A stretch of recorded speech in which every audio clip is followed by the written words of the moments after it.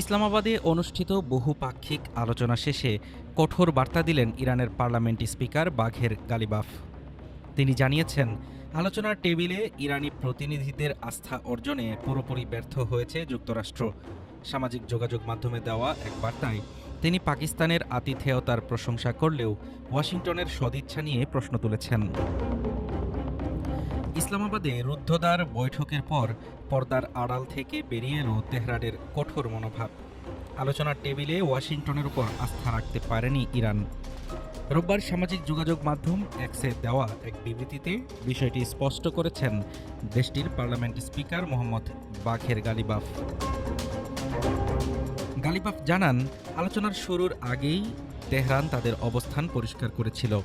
ইরানের সদিচ্ছা থাকলেও অতীত অভিজ্ঞতায় বাধা হয়ে দাঁড়িয়েছে বিশ্বাসের পথে।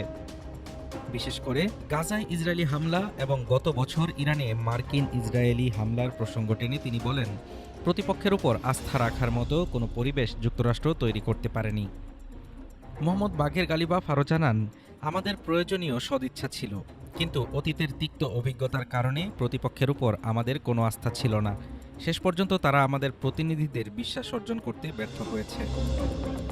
যুক্তরাষ্ট্রের প্রতি কড়া সমালোচনা থাকলেও আয়োজক দেশ পাকিস্তানের প্রতি কৃতজ্ঞতা জানাতে ভোলেননি এই ইরানি নেতা। আলোচনার পরিবেশ তৈরি এবং তা সহজতর করার জন্য ভ্রাতৃপ্রতিম রাষ্ট্র হিসেবে পাকিস্তানের প্রচেষ্টাকে সাধুবাদ জানিয়েছেন তিনি। বিশ্লেষকরা বলছেন, ইসলামাবাদের এই আলোচনা আঞ্চলিক স্থিতিশীলতার জন্য গুরুত্বপূর্ণ হলেও তেহরান ও ওয়াশিংটনের মধ্যকার দীর্ঘদিনের অবিশ্বাস দূর করা যে সহজ নয়, গালিবাফের এই মন্তব্যই তার প্রমাণ। এখন দেখার বিষয়, আগামী দিনে কূটনৈতিক এই অচলাবস্থা কোন দিকে মোড় নেয়।